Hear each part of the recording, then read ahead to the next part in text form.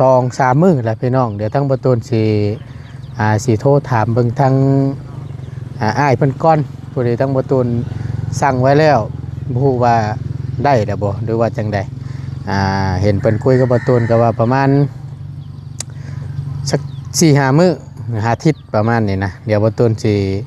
ลองโทรตามเบิ่งก่อนเพราะว่าเฮาก็บ่อยากสั่งหลายหั้นนะพี่น้องบ่อยากจองพุ่นจองพี่เพราะว่าเพิ่นรับปากว่าสิหาให้ทางบ่ตูนก็เลยรอนํเพิ่นเดี๋ยวโทรถามเบิ่งเพิ่นว่าถ้าสมมุติว่าเพิ่นยอมแล้วค่อยหาให้บ่ได้แล้วบ่ตูนก็สิไปสั่ง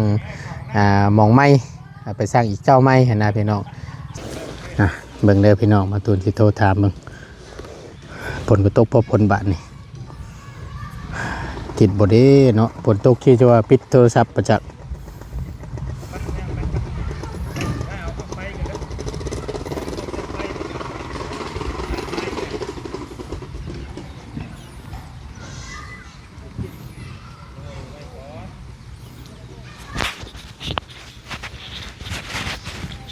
ครับ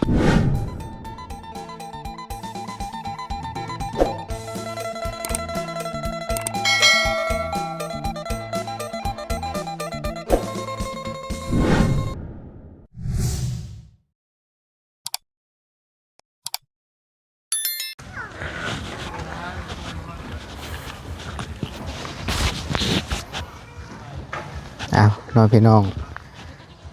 เปิดคลิปมาคลิปนี้เนาะทั้งประตูนพี่น้องก็ลืมสังเกตเบิ่งเนาะเรื่องสายไพ่ว่าซั่นซะทั้งประตูนลืมเบิ่งตัวนี้ในระหว่างการสิปลูกเขื่อนย่อชานนี่ก็แน่นอนแล้วพี่น้องเอ้ยอยู่ในช่วงตรง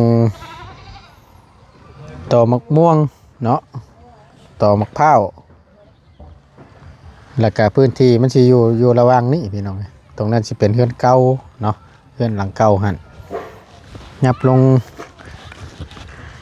มาทางนี้เนาะนี่พี่น้องเบิ่งประตูสิย่างออกให้เบิ่งไกลๆก่อนจักหน่อยนึงให้เห็นน้ำกันนี่ก็คือช่วงเดี๋ยวประตูสิเอาเดินกล้องออกสีมืดนิดนึงนี่พี่น้องเอ้ยสายไฟเนาะเส้นดำนะเส้นต่ำนะมันบัดอยู่ซึ่งระหว่างตรงตอกข้าวหันหรือว่าตรงต้นม่วงหันนะพี่น้องถ้าว่าเนาะถ้าว่าปุ๊กเบิ่งประตูเบิ่งน้ำกันพาพี่พาน้องเลาะเบิ่งน้ำกันเนาะพี่น้องผ้าห้องผ้าดังอยู่แตกต่ำอยู่โอ้ยเอาใส่ก๊อกสองก่อนยันว่ามันบ่แจ้งหูแจ้งตานี่พี่น้องตรงประตูยืนเลยเนาะลงมานี่ตรงนี้เลยตรงประตูยืนนี่ถ้าว่าเนาะปุ๊กนี่ก็เป็นย่นลงพี่ละย่นลงพี่แต่บริเวณหม่องนี่นั่นต้นลำไยพี่น้องเลยจักสิว่าจังใดเนาะถ้าว่าตัดนี่แต่งกิ้งนี่แหละประตูว่าเพราะว่ากสิหลายหมากคือว่าแหละถ้าว่ามันจำเป็นนี่ก็ต้องได้เอาออกแหละเพราะว่ามันปลูกเขื่อนปลูกชานน่ะนะพี่น้องว่าซั่นซะแต่อีกมุมนี่อีกแน่พี่น้องเลยมุมนี่กกหมังยุ่มแล้วก็เฮือนหลังเก่านี่ถ้าว่าบริเวณพื้นที่ตรงนี้นี่ลำพังปลูกเขื่อนใหม่นี่บ่ได้ทางประตูนะเพราะฉะนั้นแล้วนี่สีเซียนมามุมนี้ก็บ่ได้อีกเฮือนหลังเก่านี่บ่แน่ฮอดมือนั่นอาจจะได้โยกย้ายออกไปก่อนเนาะเพราะว่าพื้นที่บ่ได้ตรงที่ตั้งเสานะมันสิบ่ได้เลยพี่น้องเลยกราบสบายดีและสวัสดีเด้อพี่น้องสบายดีบัดสู่คนพบเจอกันกับบ่ตูนในคลิปนี้เนาะทั้งบ่ตูนก็ได้สร้างเสาเพิ่นไปกับ2-3 มื้อแล้วพี่น้องเดี๋ยวทั้งบ่ตูนสิโทรถามเบิ่งทางอ้ายเพิ่นก่อนผู้ใดทั้งบ่ตูนสั่งไว้แล้วบ่ฮู้ว่าได้แล้วบ่หรือว่าจังใดเห็นเพิ่นคุยกับบ่ตูนก็ว่าประมาณสัก 4-5 มื้ออาทิตย์ประมาณนี้นะเดี๋ยวบ่ตูนสิลองโทรตามเบิ่งก่อนเพราะว่าเฮาก็บ่อยากสั่งหลายหั้นนะพี่น้องบ่อยากจองพุ่นจองพี่เพราะว่าเพิ่นรับปากว่าสิหาให้ทางบ่ตูนก็เลยรอนํเพิ่นเดี๋ยวโทรถามเบิ่งเพิ่นว่า ถ้าสมมติว่าเพิ่นยอมแล้วคอยหาให้บ่ได้แล้วบ่ตูนก็สิไปสั่งหม่องไม้ไปสั่งอีกเจ้าไม้หั่นนะพี่น้องเสา3ต้นนั่นแหละพี่น้องเดี๋ยวบ่ตูนสิโทรถามเพิ่นก่อนเนาะบ่ฮู้ว่าสิโทรติดหรือบ่เด้หรือว่าจังใดบ่ตูนสั่งที่เพิ่นแก้ไม้มาที่พี่น้องอาเซียนอยู่ดอกผ่านตามทางเนาะบางเทื่อบางบ่ตูนก็สาดกล้องไปหรือว่าถ่ายให้พี่น้องได้เบิ่งได้เห็นนํกันอยู่บ่ตูนสั่งนั่นแหละพี่น้องบ่ฮู้ว่าเพิ่นสิหามาให้ได้บ่หรือว่าจังใดเอาเดี๋ยวเบิ่งมุมตรงที่จะสร้างบ้านเฮือนชานก่อนเนาะนี่แหละพี่น้องเอ้ยถ้าสมมุติว่าย่นลงมาหม่องนี้ตรงบริเวณมุมตอหมักม่วงกับตอมะพร้าวหั่นตรงนั้นสิเป็นหน้าบ้านเนาะไว้มองกลางเต็นท์กลางยังหรือว่ามองนั่งดินนั่งหัวละพี่น้องว่าซั่นซะก็ถือว่าโชคดีมื้อนี้ก็ได้ทั้งเมตู้เราเนาะทางบ่ดีได้ไปลมเรื่องพื้นเรื่องไผ่นั่นแหละพี่น้องคือจังซี่พี่น้องเอ้ยเพราะว่าในการที่จะสร้างเรือนสร้างชาตินี่แน่นอนแหละ1ต้องมีไฟเพราะฉะนั้นแล้วถ้าบ่มีไฟนี่เฮ็ดยากแน่นอนยกตัวอย่างเช่นเรือนน้องป่าลูกครึ่งไทยลาวที่ผ่านมาเนาะอยู่บ้านนาแพกอันนั้นก็บ่มีไฟพี่น้องเฮ็ดนี่ป๊าดโตค่อนข้างสิยากแน่นึงพอดีทั้งบ่ดีเข้าไปล้มไปคุยกับทางแม่ตู้เพิ่นก็ทางแม่ตู้เพิ่นนี่ก็ใจดีแฮงเนาะขอต่อไฟเฮ็ดนี่ล่ะในเวลาที่จะสร้างเรือนน้องพรเพิ่นนี่ขอต่อไฟนำเราก็พุ่นละจนแล้วจนทั่วพุ่นแหละทางเราก็ว่าได้ว่าซั่นบ่มีปัญหายินดีว่าซั่นแต่ว่าเฮาขอต่อเราก็แล้วเรือนแล้วซ่านแล้วเฮาก็สิจ่ายค่าพื้นค่าไฟให้เพิ่นแล้วพี่น้องเอ้ยเสียเท่าไรก็จังว่ากันเนาะก็คือว่าล้มไว้นะพี่น้องเอ้ยถามไว้เนาะมันจังบ่เสียเวลาว่าซั่นซะเว้าถึงเรื่องไผเนาะถ้าว่าเฮามีมันก็ดีพี่น้องเอ้ยนี่เพราะว่าเสาไผมาเฮือนนี่ก็บ่ไกลปานใดฮอดบ่ประมาณ15เมตรบ่ฮอดจำประจักพี่น้องเอ้ยใกล้ๆนึงถ้าว่าไม่งบนี่เอาไฟเข้านี่ก็สิบ่เกินประมาณมื้อนึงดอกทั้งบ่ตูนคิดว่าได้ลาวๆนี่เพราะว่ามันบ่ไกลปานใดใช้สายก็บ่ยาวหั่นนะสำคัญเลยแหละตัวนี้ก็ได้เนาะบ่ว่าหลายอย่าแห้งเดี๋ยวทั้งบ่ตูนขออนุญาตตั้งกล้องแล้วโทรถามแล้วก็พังไปนํกันเด้อพี่น้องเด้อเดี๋ยวบ่ตูนสิโทรเบิ่งเนาะเบิ่งเด้อพี่น้องบ่ตูนสิโทรถามเบิ่งฝนก็ตกพอฝนบาดนี่ติดบ่เด้เนาะฝนตกที่จะว่าปิดโทรศัพท์ประจักษ์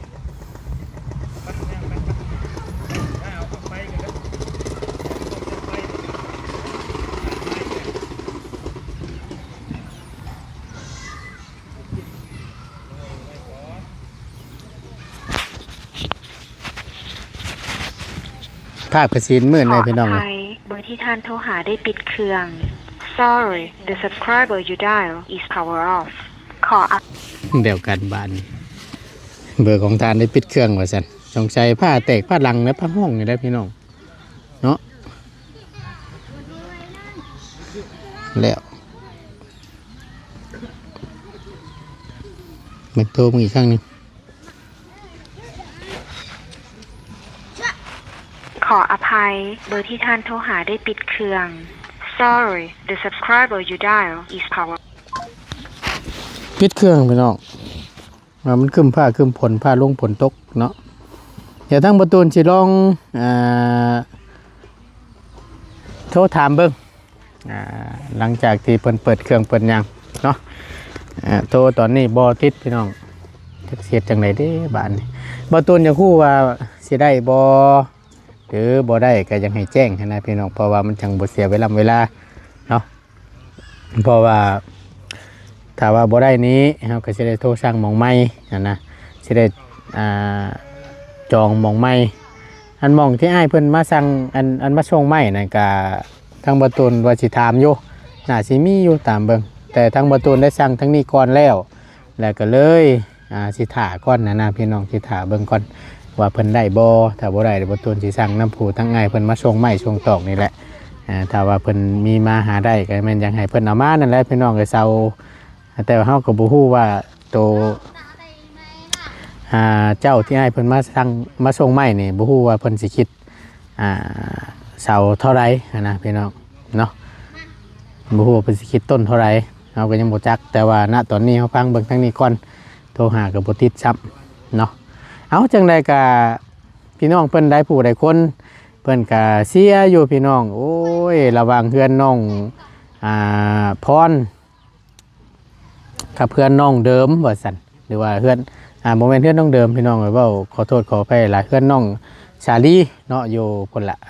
ใต้ผู้พี่น้องไผเละสิแล้วก่อนกันว่าซั่นพี่น้องเพิ่นก็รุ่นอยู่ละ FC เพิ่นผู้เพิ่นติดตามเบิ่งเนาะผู้เพิ่นติดตามเบิ่งผลงานเฮานี่แหละเพิ่นก็คอยเชียร์คอยให้กำลังใจเพิ่นก็ช่วยภาวนาอยากให้เพื่อนน้องพรนี่ได้อยากให้คือบ้านคือเมืองมู่ว่าสันและเพิ่นก็อยากเห็นเฮือนใหม่ของน้องพรเร็วๆนี่ว่าสันเอาทางบ่ตูนและทีมงานก็สิสู้หรือว่าสิช่วยน้องเพิ่นเนาะให้จนสุดความสามารถพุ่นแหละแต่ว่าลำพังตัวบ่ตูนเองก็บ่ได้เพราะฉะนั้นแล้วต้องฝากพี่ฝากน้องและผู้ใหญ่ใจดีเบิดทุกท่านเนาะบ่ว่าสิช่องทางใดก็ตามแต่หรือทางผู้ใหญ่ช่องทางใดก็แล้วแต่เนาะฝากพี่น้องไอ้ทั้งบ่ตูนก็ฝากนี่แหละเนาะผู้ใหญ่ได้หลายทานทั้งผู้ใหญ่ผู้เพิ่นเงินล้นกระเป๋าว่าซั่นซะเนาะคิดอยากจะทำบุญในส่วนนี้อยากชดอยากช่วยชีวิตทางครอบครัวของน้องเพิ่นให้มันดีขึ้นกว่าเก่าเนาะทางบ่ตูนก็เอาฝากเด้อพี่น้องเด้อผู้ใหญ่ใจบุญใจดีเบิดทุกท่านเนาะทางบ่ตูนก็10นิ้วพนมมือยกชุดหัวทางบ่ตูนก็แนะนำเป็นสะพานบุญก็มีแต่ว่าฝากพี่ฝากน้องผู้ใหญ่ใจดีเบิดทุกท่านจงซอยน้องเพิ่นให้ประสบผลสำเร็จว่าซั่นซะเนาะแล้วก็ทั้งพ่อแม่พี่น้อง FC เนาะผู้เพิ่นบ่ได้ซอยออกเงินออกคำเพิ่นบ่ได้ซอยในร้านนี้ก็ซอยเบิ่งคลิปซอยเบิ่งโฆษณาเนาะผ่าเดือมแม่บ่พี่น้องซอยเบิ่งคลิปซอยเบิ่งโฆษณาให้ซอยกดได้กดแชร์ก็ได้บุญเช่นเดียวกันเด้อพี่น้องเด้อเนาะเอาขอบบุญขอบคุณในลายทั้งบ่ตูนก็ได้ไปเดี๋ยวค่ำๆเดี๋ยวทั้งบ่ตูนสิเข้าไปหาทั้งน้องเพิ่นอีกรอบนึงเนาะก่อนออกไปพี่น้องเอ้ยโอ้ผ่าสิผ่าแล้วบัดนี้พี่น้องตัดไปเป็นบางส่วนในแล้วเนาะเรื่องมักพร้าวนี่ก็เซี่ยวซะได้พี่น้องในต้นนี่ก็ได้นี่แต่บ่ฮู้ว่าตัดได้บ่หรือว่าจังใดนะปลูกเกินปลูกชาตินี่ย่านเฮ็ดโคกพร้าวต้นนี่เนาะโคกพร้าวไผนี่บ่ฮะโคกพร้าวลุงบ่โอ้เอาสบายดีเด้อน้องสบายดีพ่อได้มามื้อนี้เนาะยานเนี่ยยานตกผาดักบ่ชู้บ่ผ้าลงฝนตกผ้าห้องนี่บ่ชู้บ่ปบคือกันเนาะโอ้ยทุกเทื่อแล้วก็นอนบ่เห็นแล้วเลยพี่น้องนอนหน้านอนเผาข้าวเผาหยังเนาะแล้วเราบ่นำข้าวหงข้าวให้นั่นน่ะยังอยู่เสียใดแล้วก็ซักเสียใดหน่อยนึงแล้วก็ซักปลูกไปเรื่อยๆเนาะเสียหญ้าแล้วก็ปลูกไปนำ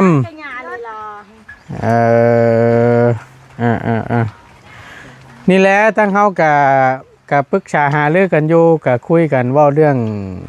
สร้างนี่แหละก็คือได้เว้านั่นแหละแม่บ่ฮู้ว่าสิหาทั้งใดแน่มีแต่ว่าภาคทั้งผู้พ่อเนี่ยเด้อมันพอฮู้จักสร้างอยู่บ่แต่ให้เจ้าหาเบิ่งเด้อหาเบิ่งพอฮู้อยู่บ่ในบ้านนี่มีอยู่บ่หรือบ้านใกล้ๆกันนั่นแหละแบบว่าผู้เพิ่นเป็นช่างนั่นแหละผู้เพิ่นเคยเฮ็ดเคยหยังนะช่างก็ร้อยแน่นั่นแหละแต่ว่าช่างพอแล้วฮีดนี่ก็บ่ไหวคือกันเด้อเนาะ ยังให้ถามเบิ่งแต่ว่า อืม ไม่ อยากให้มันงามๆหั่นแหละงามก็งามเพื่อนเจ้าหรอก แม่ เห็ดมันขี้ไล่กับบ่คักบ่ได้เด้อเนาะ อยู่บ้านเทิมน้อยบ่ที่เพิ่นมาขายเลขเมื่อวานนี่แม่นบ่ล่ะที่เพิ่นมาว่าคุยเรื่องสร้างหั่นแหละเพิ่นว่า แม่ละบ้านเทิมน้อยคือกันน่ะคือสร้างกะเรื่องนี้ อืม ด้านคือกันก็ใช่จ้ะ โตเขาแบบนี้โตโตแป้ง แต่ว่าเพิ่นเว้าเมื่อวานนี่นั่นบ่ต่ำกว่า30ล้านว่าซั่นแต่เพิ่นเว้ามาคร่าวๆหั่นนะแต่ว่าทางทีมงานเฮานี่ก็บ่เคยจ้างฮอดพุ่นน่ะนะ ก็สิว่านี่เฮือนไม้นี่อ่า หาเบิ่งอีกหา นี่แต่ว่าหาเบิ่งเด้อซอยนี่แหละให้ทั้งเจ้านี่แหละซอยหาเบิ่งน้ำกัน เพราะว่าทั้งช่างนี่ก็มันก็มีหลายอยู่หรอก แต่ว่าทั้งเฮาก็มีหลายอยู่แต่ว่ามันไกลคือเว้านั่นแหละอาศัยแบบว่ามันอยู่ใกล้อยู่หยังแน่แต่ยามเพิ่นเฮ็ดแล้วก็เพิ่นกลับเมื่อบ้านเมื่อช่องเพิ่นก็บ่ไกลปานใดหั้นนะก็มันนี่มันยากในการเดินทางว่าซั่นซะได้ก็อุ้ยฮะ แล้วให้แม่ให้ ไปใช้ ฐานนะ ไปขี่การบินแม่ขี่การบินไหม่ลุงขึ้นยุ่นหรอบ่ขี่ยุ่นก็พอขี่ได้เด้ออ้าวพี่น้องผ้า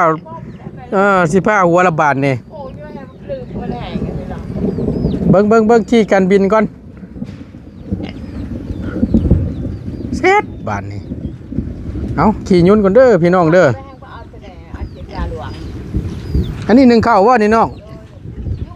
ชุกแล้วบ่นี่ ยังไม่ทัน เบิ่งดูหา ตกยานอันนั้นนะ ปลาหม้อหนึ่งกับชังกักนี่แท้นี่ ยานพาเรือแม่นั่นไอ้แม่จะปอบแล้วนะ บุตรีแต่เฮาคือกันนั่นแหละ ลืมมันแห้งโอ้หาทางไปแล้วนะ มันย่างหม้อหนึ่งไปชังคือหม้อหนึ่งสู่ชีวิตอยู่ดีนี่เอา ฮะ มาหนึ่งเขาหายดู ไผเอาให้นี่น่ะบ่ล่ะ ไปน้อง โอ้ยมึงเนี่ยมันสิชุกบ่นี่พี่วัวบ่ได้ออกข้างมันนี่น่ะ กะว่าตัวนี้มันดีว่าตัวนั้นคือว่าผิวแห้งมันน้ำชุก บ่ เมื่อเปลี่ยนตัวนี้ ตายช่างเป็นแท้นี่หนึ่งข้าวแรงพี่น้อง เขาแรงเขาตอนเช้าก็มันน้ำชุกกะลีลาเลยลูกเอ้ย มันก็สิน่าชุกแล้วมึงเนี่ยมันหูโป่งๆอยู่น่ะผิวตรวจออกอยู่พี่นี่คำว่ามันหมวกตามขอบหม้อหนึ่งนี่มันสิชุกไว้อยู่ กะว่าตัวนี้แล้วมันชุกเขาเนาะว่า แห้งกับผิวคือกัน เพิ่นเอาให้บ่คนไทยกลางบ้านนี่ คนในบ้านนี่ไอ้น้องเองนั่น เพิ่นเอาหม้อตัวนี้ให้นะ โดย อันที่แรกว่าหม้อตัวนั้นน่ะมันนานชุกสิบ่ เป็นชั่วโมง2 ชั่วโมงก็เป็นชุกเถื่อ เพิ่นก็เลยเอาตัวนี้ให้ เปลี่ยนเบิ้งว่ะให้เบิ้งหนึ่งเบิ้งตัวนี้ว่ะ แล้วก็นี่ก็คือผิวคือกัน โอ้ยบ่ได้หรอกอันนี้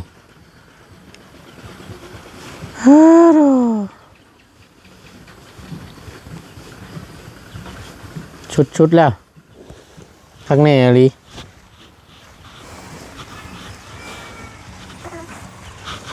ใช้สัตว์ตัวหนึ่งนั่นได้ใช่ ได้เพื่อนนะ บ่ละ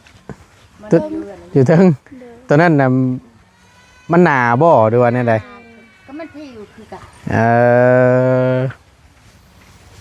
แต่ตัวนี้ดิเนาะมีบ่ผ่าฮะเอาผ่านี่มาจิกนี่แบบเป็นเศษอย่างก็ได้นะเฮาสีกมาแล้วมาอุดนี่อุดตามขอบนี่ ได้คืออะไร พอหอยควันมันพิวขึ้นนี่นั่นล่ะ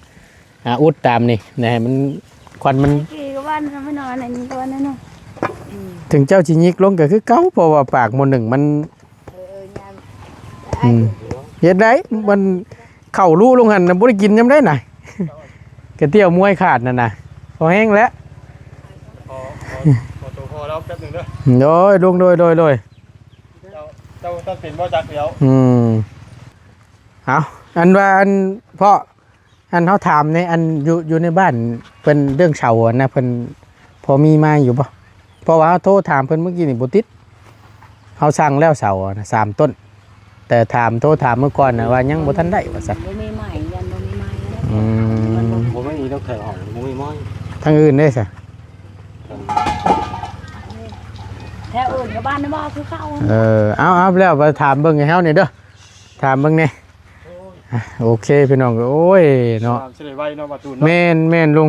เฮาก็ยังให้เพิ่นนั่นนะลุงเอ้ยสบายดีลุง ขนาดนั้นก็แม่นจะสร้างบ้านนะบ่เพิ่น อืม มีไม้มีภูมิค่ะ เฮาโทรถามเพิ่นเมื่อกี้สงสัยปิดเครื่องนั่นแหละมันโทรบ่ติด ยันไปตก แม่น ยันไปตก แม่น เราเป็ดเครื่องแล้ว ได้ยังข้าวแรง